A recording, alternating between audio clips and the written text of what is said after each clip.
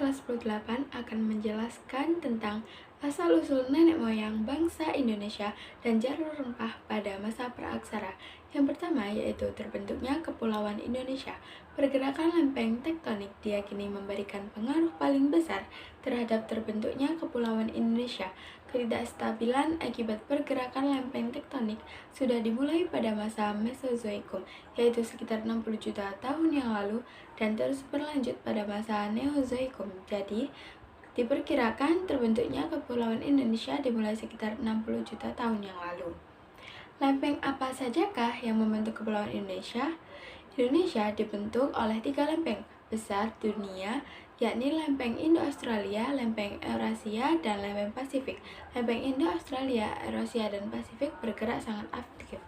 Lempeng tersebut bertemu pada satu zona tumbukan yang disebut zona subduksi. Pergerakan lempeng-lempeng tersebut mengakibatkan daratan terpecah-pecah. Benua Eurasia menjadi pulau-pulau yang terpisah satu dengan yang lainnya. Sebagian di antara bergerak ke selatan membentuk Pulau Sumatera, Jawa, Kalimantan, Sulawesi, serta pulau-pulau di Nusa Tenggara Barat maupun Kepulauan Banda. Yang kedua, teori asal-usul nenek moyang bangsa Indonesia. Ada 4 teori tentang asal-usul nenek moyang bangsa Indonesia, yaitu teori out of Africa, teori out of Yunan, teori Nusantara, dan teori out of Taiwan. Yang pertama, teori out of Africa, yaitu nenek moyang bangsa Indonesia berasal dari Afrika, tepatnya di Tanduk Afrika atau di daerah-daerah yang sekarang mencakup negara Somalia, Ethiopia, Eritrea, dan Djibouti. Mereka menyebar ke seluruh penjuru bumi, baik melalui jalur laut maupun darat. Ada 2 rute persebaran, yang pertama yaitu jalur selatan yang meliputi sepanjang pesisir India, Tiongkok, hingga Nusantara dan Australia. Yang kedua, rute utara yang melewati lembah Nil dan Sinai, lalu menyebar dataran Eurasia. Sejak sekitar 4000 tahun yang lalu, mereka masuk ke Nusantara. Mereka merupakan penutur bahasa Austronesia. Yang kedua ada teori out of Yunan.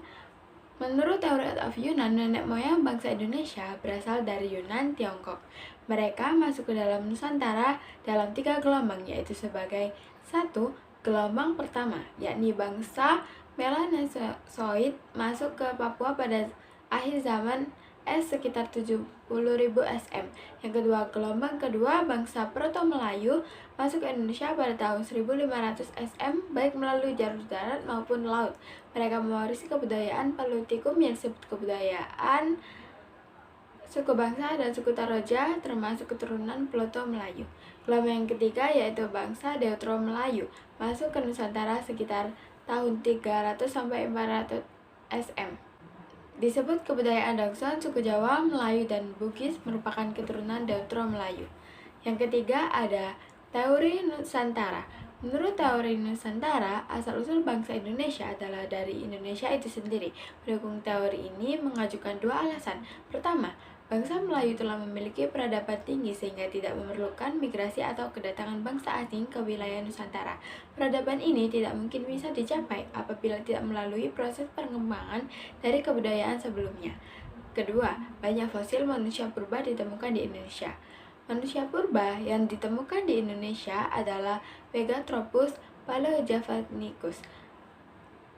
Kemudian dan jenis Homo wajakensis, Homo solensis. Menurut teori Nusantara, orang Indonesia merupakan keturunan Homo solensis dan Homo wajakensis. Ada teori out of Yunan. Menurut teori out of Yunan, nenek moyang bahasa Indonesia berasal dari Taiwan. Hasil analisis kebahasaan menunjukkan induk bahasa-bahasa yang digunakan suku di Indonesia adalah bahasa Austronesia, bahasa yang digunakan oleh penduduk Taiwan. Menurut bahasa Austronesia sendiri, merupakan bangsa maritim yang menghabiskan banyak waktu untuk berkelana dari satu pulau ke pulau lainnya. Migrasi bangsa Austronesia dari Taiwan terjadi sekitar 5.000 tahun yang lalu. Mereka tiba terlebih dahulu di Filipina. Dari Filipina sekitar tahun 3.500 hingga 2000 MS. Mereka bermigrasi ke Kalimantan, Sulawesi, Maluku Utara, dan lain-lainnya. Kemudian, manusia purba Indonesia. Penelitian tentang sejarah kehidupan di bumi. Zaman lampau yang telah menjadi fosil di Indonesia pertama kali dilakukan oleh Eugene Dubois berpijak dalam dugaan kuat bahwa manusia purba pasti lebih suka hidup di daerah tropis. Pada tahun 1887 ia berangkat ke Kepulauan Indonesia. Mula-mula ia menyelidiki gua-gua di Sumatera Barat, mendengar adanya penemuan tengkorak manusia di Wajah, Tulungagung, Kediri pada tahun 1889 ia memindahkan kegiatannya ke Pulau Jawa. Akhirnya ia menemukan sisa manusia purba di Kedung Purus dan Trinigel.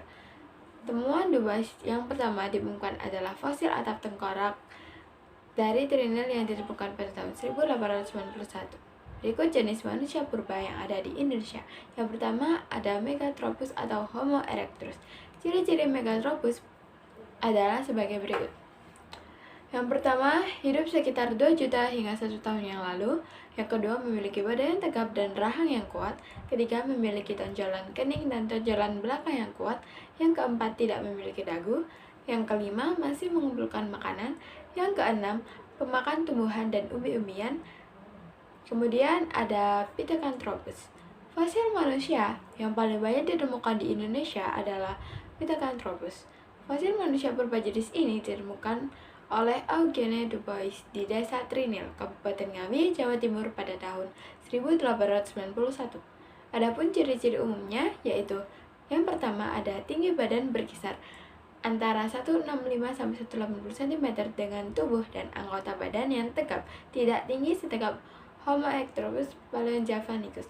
Alat-alat pengunyah juga tidak sesuai Homo erectus. Demikian pula otot-otot tekuk. Yang ketiga ada geraham besar. Yang keempat ada dagu, belum ada. Yang kelima ada hidung lebar. Yang keenam, perkembangan otak belum menyamai Homo. Kemudian Homo. Fosil manusia dari genus Homo adalah Homo wajakensis dan Homo floresiensis. Temuan genus Homo manusia modern awal. Berikut ciri-cirinya, yaitu yang pertama ada 1. Tinggi badan sekitar 170 cm. Yang kedua, volume otak sekitar 1500 sampai 1600. Permukaan lebar, rahang bawah dan gigi berukuran besar. Selain Homo wajakensis, temuan manusia modern awal di Indonesia yang kini menjadi bahan perdebatan para ilmuwan adalah Homo floresiensis. Homo floresiensis pertama kali ditemukan oleh Peter Brown dan Mike pada tahun 2003 di Liang Bua, Manggarai, Nusa Tenggara Timur. Bahasan selanjutnya adalah cara kehidupan dan hasil budaya manusia pada masa praaksara Indonesia. Masa berburu dan mengumpulkan makanan tingkat sederhana atau disebut zaman Paleolitikum. Zaman ini disebut zaman batu tua atau Paleolitikum. Dari bahasa Yunani, Palaunis yang berarti purba. Karena alat penunjang utama dan berburu mengumpulkan makanan sebagai besar terbuat dari batu yang masih kasar atau belum diasah atau dihaluskan. Contoh hasil kebudayaannya yaitu yang pertama satu kapak perimbas untuk menusuk dan menguliti binatang, yang kedua alat serpih, yang ketiga alat tulang untuk proses pemisahan kulit binatang dari dagingnya. Yang kedua ada zaman Mesolitikum. Zaman Mesolitikum penyebutan zaman batu tengah atau Madya atau Mesolitikum dari bahasa Yunani yaitu mesos yang berarti tengah, litos yang berarti batu. Sebagai masa peralihan, periode ini menunjukkan adanya perkembangan budaya dibandingkan periode sebelumnya. Hasil kebudayaannya yaitu yang pertama ada serpi bilah sebagai serut, lancipan gurdi, pisau atau penusuk. Yang kedua ada alat tulang sebagai penampang tubuh. Yang ketiga ada kapak genggam sebagai penumbuk biji-bijian. Kemudian ada zaman bercocok tanam atau zaman Neolitik yaitu zaman muda. Masa bercocok tanam ini disebut zaman Neolitikum atau zaman batu muda dari bahasa Yunani neo yang berarti baru, litos yang berarti batu.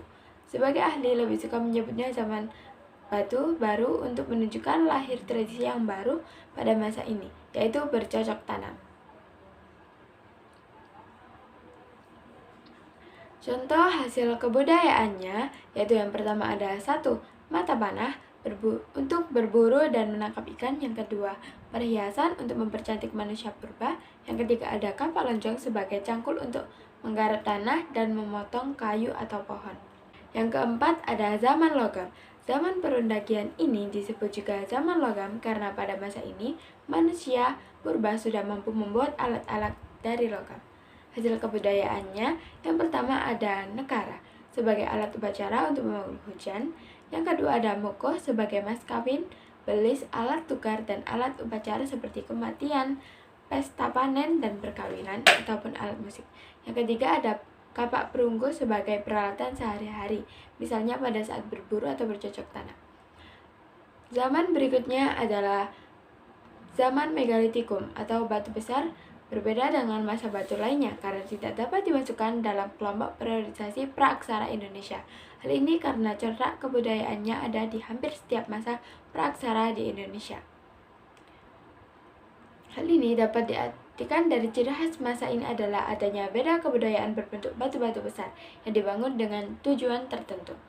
Hasil kebudayaannya ialah 1. Menhir, yang berfungsi untuk tempat pemujaan terhadap roh nenek moyang, penolak bahaya atau tanda peringatan. Yang kedua adalah kubur batu sebagai wadah pengubur secara primer. Yang ketiga, waruga sebagai wadah penguburan mayat atau orang yang sudah meninggal. Yang keempat ada dolmen, pemujaan arwah leluhur. Yang kelima ada arca batu sebagai pemujaan dewa atau dewi. Kemudian gambaran umum tentang jalur rempah. Jalur rempah adalah jaringan niaga rempah-rempah yang menghubungkan antara belahan barat dan timur dunia, yang dimulai dari wilayah timur Nusantara, melintasi ujung barat Sumatera, India, Sri Lanka, Mesir, Afrika Timur, Afrika Selatan, Madagaskar, kemudian daratan timur tengah, ASEAN Barat, Mediterania hingga Eropa. Perjalanan melewati jalur ini menempuh jarak lebih dari 15 km. Rempah utama yaitu lada, merica, kayu manis, pala, dan cengkeh. Terdapat bukti arkeologis dari bukti jalur rempah.